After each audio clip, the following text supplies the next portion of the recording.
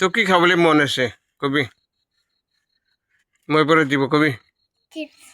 chief চিফটো কোনবালা নামটো কবি কুৰকুৰে তো কিমান টকা লাগা 10 টকা লাগা এতিয়াৰ পৰা হ'ব 20 rupees নহয় হা 20 খাব না 10 খাব 10 খাব সঁচা 10 পৰা বঞ্চিব তো 10 খাব গৈছো তোমাৰ কবি 10 খাব না 20 খাব 20 সঁচা কুৰকুৰে খাব না আচ্ছা তো মই দিলে মোক কি ক'ব